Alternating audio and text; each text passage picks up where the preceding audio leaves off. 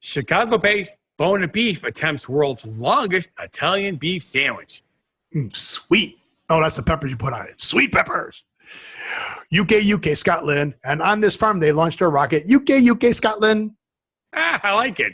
Our phrase origin story has a 50-50 shot at being right, depending on divine intervention, of course.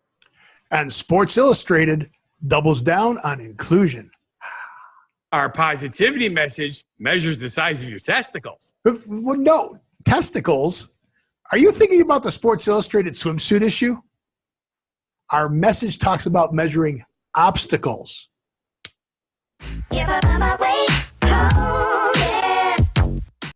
Welcome to What Happened to the World Today. I'm Steve. And I'm Scott. And this is a tale of how bad life decisions led to a YouTube show. And we're going to talk about what we've noticed is going on in the world today. However, before we started recording the show today, we got off track. Yeah. I yawned like that. And Scott tried to go, nope, I can't fit that thing in his mouth. And I go, did you know that Jimmy Kimmel can fit his fist in his mouth? I did not know that. And I learned that on The Gong Show. So okay. Jimmy Kimmel was a judge on The Gong Show, and they said when we come back, Jimmy Kimmel is going to put his fist in his mouth. And he did. See, now I can put my foot in my mouth. Well, we do that on the show all day exactly. long. All day long. We're talking about figuratively, not literally. Day long. Yeah, because you're not that flexible anymore. No, I'm not that flexible. So, again, we've already gone off the show topics. Yes, we have. Although we can talk about me. Okay, let's talk about you. Okay, because you call me Scotty a lot, right? Okay, Scotty. But I like Scotty from Star Trek, right? Okay, Scotty. And where was Scotty from Star Trek from? I think it was Kansas or something, wasn't he? His Nebraska? Character, not his real, not the actor. No, wasn't his character from Nebraska or something like that? Oh, that's right. He was Montgomery Scott, but he had the accent. Well, his nationality though was from Scotland, but Scotland, yes. I think he was from Nebraska though. Okay, see, now we're still off subject, even though I'm trying to bring this around. Is James Doohan, right? Correct. James Doohan, who faked a Scottish Scottish burr, maybe Scottish brogue, to create one of the television's most Scottish chief engineer that died. That was in 2005. Where is? But the new actor, I believe, is properly from Scotland, from the movies. Where was? That's Pegg. Simon Pegg. Yes. He does a great job. Actually, they did a really, really good job making those characters blend. So, several Scottish towns campaigned to be named Scotty's official birthplace. But where was Scotty actually? Now, while he's looking this up, folks, there is a reason why we brought this around this far. No. I don't know. We were off track. Where was? Where was Montgomery Scott from? Born. Not Borin. Born. No, that would not be the right spelling. Scotty, Star Trek. Scotty's official characters have portrayed in Star Trek. Scotty also appeared in an animated series of relics of video games. Simon Pegg assumed the character. James Scotty development and portrayals. Do I get again? Oh well. So why are we talking about Scotland? All right. The reason we're talking about Scotland is because Scotland and, of course, Star Trek, so I brought that in on purpose, is because Scotland has selected its first site for its first spaceport. Okay, that's not true. The UK. Oh, the UK, I'm sorry. Picked Scotland as its first spaceport. Right. So what is going on with the space race lately? We've announced that they're launching out of New Zealand. Now they're launching out of Scotland. They're launching out of, where else were they launching besides New Zealand that we said? Don't we launch out of the United States? Yeah, Italy. Yeah. Heard you like that out of Italy. Why is nobody launching out of the United States anymore? Okay, here's what happened. Both Russia and America had the big first space race. Right. Then, what was it, 20 years ago? They both stopped, completely disabled the space stuff because they were the economy or politics or whatever. It just stopped. The people still wanted to explore space, right? But, and most of our new technology came because of the space race. I should say most, but a huge percentage of it did. So when they did that, private people were always interested in it, and throughout the decades, people have attempted to create ships and stuff like that. But the cost is prohibitive. The technology has finally caught up where companies can afford to build stuff. At least that's my thought on the whole concept. So I am bummed because I guess Montgomery Scott was born in Scotland on Earth in 2222. There you go. It sucks. Maybe it was Bones who was born in Nebraska. That sounds right, because he met Jeremy keeps calling himself a country doctor. That would make sense. His serial number was SE 197. No, it wasn't 19754T. See, the stuff you can learn from Wikipedia, or was that something else? He reached the rank of captain, chief engineer. Yes. He retired in 2369. Cool. We're not even there yet. How awesome is that, right? He had one sister. So, but anywho's, one of the things I also thought was pretty interesting about this, the other reason this is becoming so prevalent is satellites. When they used to send satellites up, they were fairly large. They weighed a lot, so it cost a lot to send them up. Okay. The newer satellites, the technology is so much improved. They're literally going up the size of a shoebox, doing the same thing that those giant satellites that they originally went up. Sure, they're putting cell phones up there in space. Pretty much. It's unbelievable what they can do. It's phenomenal. So it's cheaper to launch, and they're using it for weather monitoring, scientific experiments, communications, you name it. So how does this work though? So they're talking about that, but they're saying that the UK Space Agency said that space flight market could net them $5 billion. Yes. They add $5 billion to the country's economy over the next decade. Well, that's just their country, because globally they're anticipating. Okay, the UK is the United Kingdom, not a country. Right. So globally. England's a country. Scotland's a country. The UK. You weren't going to correct me when I kept saying daylight savings time. I'm going to correct you when you keep calling the UK a country. Okay. You can do that. But anyway, globally, the current global market for this is $339 billion, and by 2045 it's expected to grow to $2.7 trillion with a T. That's impressive. So what's the Brexit going to do to this? Well, they're the ones that helped choose the Sutherland site. I remember that. Right. So we got to see if the Brexit's going to. And what is going on with the Brexit? We should revisit that. Nobody even talks about that anymore. Is that still happening? Is it taking time?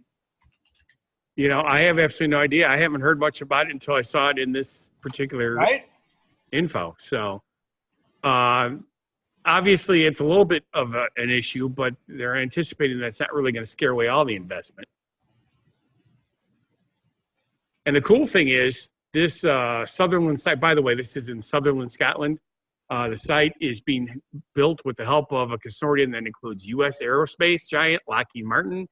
Patrick Wood, Lockheed Martin's UK executive space, noted in a statement that the UK has not invested in space launch vehicles since the 70s. So this is really cool for them. That's a big jump. Yeah, from the 70s. And I just found an article that says the UK has voted to leave the European Union, and it's scheduled to depart at 11 p.m. UK time on Friday, the 29th of March, 2019.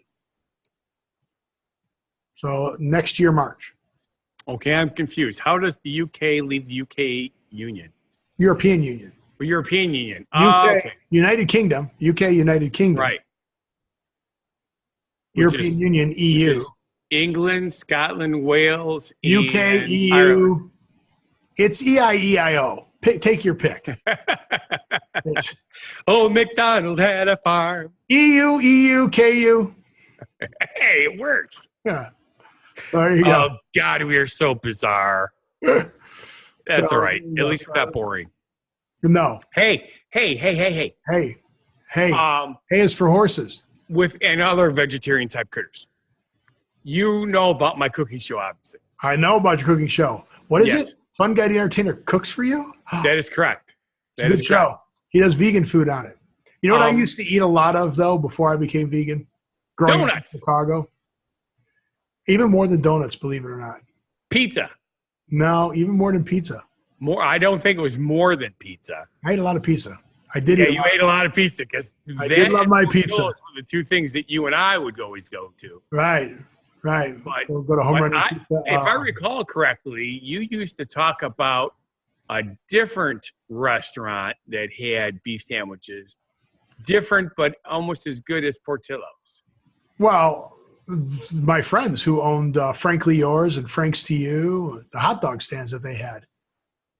And they served beef sandwiches. And they had awesome beef sandwiches. So I would like my beef sandwiches. I didn't get it. My wife got it with mozzarella cheese, but I would get it with hot dipped. So you would get the beef, hot peppers, jardiniere peppers, hot peppers, and then dipped. And they take it and they dip it into the I did that too, but I did it with cheddar cheese. Oh, you did cheddar cheese? Yeah, my God, I loved it with cheddar. I didn't like it with the mozzarella, but with the cheddar. I didn't need the cheese, man. I'm telling you. Even back then, I didn't need cheese. But, yeah, it was good. It was really good. But Bona Beef is trying to break a record in Chicago. No, they didn't try to break it. They broke it. No, they didn't. Well, okay, they broke it, but they don't have certification. So the last line says, Gill said Bona plans to seek certification for the world record. Interesting. I see that now. That's what I get for not finishing reading. I got so hungry reading it. I know. It's a great picture, too. It's huge. 109 feet long. Right. 75 pounds of Italian beef. 109 feet long. And the bread by who? Toronto bread. You betcha. It looks like they put sweet peppers on, though. They did. They topped it with sweet. Those aren't hot. Those are sweet. Yes. And they definitely didn't dip it. It's not. No. Can you imagine how hard that would have been to do 75 feet dip? Well, they would have just poured it on top. Poured the LG right over the top, right? But that would have been messy. But Bona Beef gathered a team of volunteers at the Cornerstone Community Center in Sheridan Park neighborhood to spread the beef. I mean, unless you're going to cut it up and serve it to everybody right away. Yep, and topped with sweet peppers. Yep. I want a beef sweet. That's how you'd order it. That's exactly how you order it. So there you go. Okay. So John Gill, the marketing director of Bona Beef, decided to do this. So here's the question. Are they going to get certified or are they not going to get certified? Do they have to? I can't make up my mind whether they should do this. How about if we flip a coin? You can flip a coin, but where did it even come from, flipping a coin? Hey, there's our origin story. Tell us how flipping a coin came about. Well, why when someone can't make a decision, say, well, just flip a coin? Well, the historical origin of coin flipping is the interpretation of a chance outcome as the expression of divine will. Coin flipping was known to the Romans as navia aut caput, ship or head, as some coins had a ship on one side and the head of the emperor on the other. And in England, this was referred to as cross and pile. Okay. So basically, when you flip the coin, God would choose which end would come down for you. Oh, so God would pick it. So the origin was to let God do it for us. Correct. It was divine intervention or divine will. Huh. So if you weren't sure which way to go, you flip a coin and God would tell you which way to go. Pretty cool. Yeah. So I'm trying to find out what a pile was. The cross and pile. The cross was actually a cross. Yeah, that would make sense. IPA, pronunciation IPA. Really? Pile. No, I said a pile. A massive things heaped together or a heap.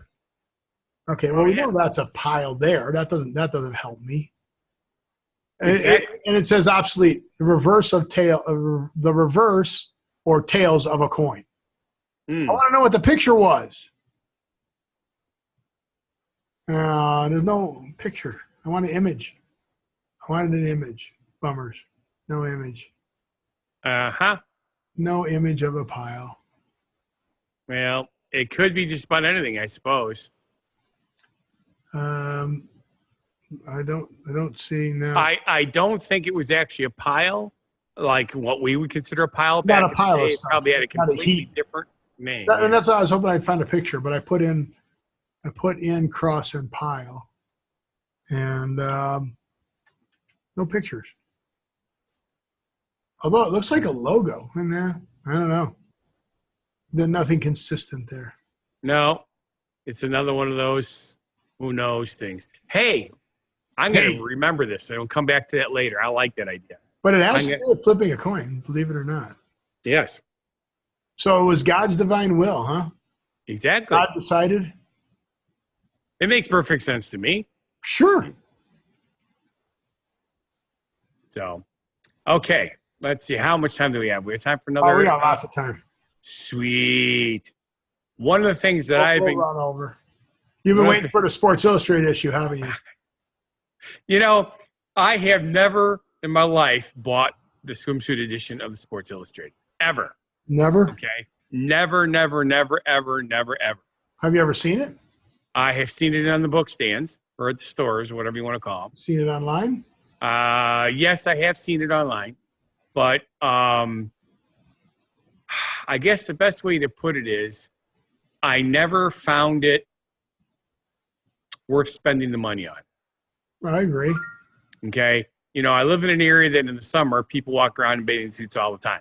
So I live in that area too. Yes, you do.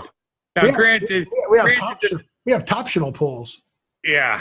As a matter, granted, not everybody should be wearing bathing suits, but then again, nowadays people are realizing it doesn't matter what you look like or whatever. You're supposed to be able to be comfortable with yourself because everybody's different. Well, that's one of the things that the Sports Illustrated has been trying to do since 2015, I think, is when they started, when they brought Ashley Graham, right, plus size model in. I think that was 2015. And sounds right. And then, she made history she was in there in 15. Yeah, I found it. She was in there in 15, and then in 16, she was chosen to be on one of the 3 covers. That just sounds so wrong. They had to have 3 covers. I mean, just because she's a plus size model. No, she was only on 1 cover. There were that's right. Choices. Okay. That's right. Don't get yourself in trouble, Steve. Yeah, you put, the plus size models fits on 3 covers. That's not nice. But they're starting to do more of the body inclusivity. Yeah, that's a good way to put it. Yep. Yeah. And they've even gone so far as to include something that is also becoming a trend, breastfeeding in public. So they have a breastfeeding mom in a swimsuit. So, because they're doing breastfeeding swimsuits? I'm not sure. I think they're just trying to swing the pendulum way too far, but that's fine. They can swing the pendulum way too far. Yes. Oh, God. I keep moving away from the microphone. That's why I've been noticing that. That's why I like the other microphone. Even though I saw it muted, I actually stay in the microphone. So they just did a size-inclusive swim line. Yes. Okay. So SI held its first ever runway show during the Miami Swimsuit Week to launch its size-inclusive swim line. And guess who opened the show? First model in. I don't know who. Huckabee. Brenda Huckabee. Okay, who's that? She is the snowboarder with a prosthetic leg. A Paralympic snowboarder, Brenda Huckabee, walks the runway in a swimsuit showed during the Parisio Fashion Fair in Miami, South Beach Hotel on July 15th. Oh, there you go. Pretty cool, huh? So now they are really trying to swing the pendulum. Yes. So they've got plus size models, breastfeeding models, tattooed models, scarred models, Paralympic models. What else? Curvy models. The plus size, curvy, same thing. Oh, that's plus size. Yeah. I don't know. I mean, who knows? They're trying to include everybody, so why not, right? Yes. So that's crazy. And I guess over 40 brands wanted to be part of this for the swimsuits. So, because I remember there was even a thing I want to say 2 years ago where a woman had come up with a swimsuit line for women who had to go radical mastectomies. oh yeah, And it's like you don't need to be ashamed of your body when you're out on vacation or in your backyard. There's no reason for it. I mean, think about it this way: since the beginning of time, there's been wars and accidents, and people have lost parts of their body since literally the beginning of time. right. And you still live with that. And I remember as a kid growing up, it was just after the Korean War, and one of our customers that came in a donut shop had a fake arm from, he lost it during the war. And it was still considered unusual because they would normally wear a sleeve to cover everything. Right. This guy was wearing a short sleeve shirt. You could see that it was a fake arm. That's cool. And he said he was proud that he served his country. And he was over the anger of losing his arm, and now he wanted to show people that he could still do everything he used to be able to do. He's still a man. And when I was 7, 8 years old, that was pretty powerful. That's pretty good. So I like the fact that people are finally learning there's nothing wrong with being different. Well, and the best part is we're all different. I mean, right. Thank God we're all different, because otherwise it'd be one really lonely line where everybody would like all the same stuff. Yes. One type of food, one type of car. You used to have a really good line for that. We're not going to repeat that. They're crazy. But yes, that's true. I love it. I'm so happy. But then we should do our positivity message. I think our positivity message from Booker T. Washington is actually a really good one. Oh, yeah. Would you like to do it, or would you like me to do it? I haven't done one in a while, have I? No, you very rarely do them, because I like, I'm making myself conscious now. I like when Scott reads them. I mean, you can tell when I'm looking off the screen and other stuff and that.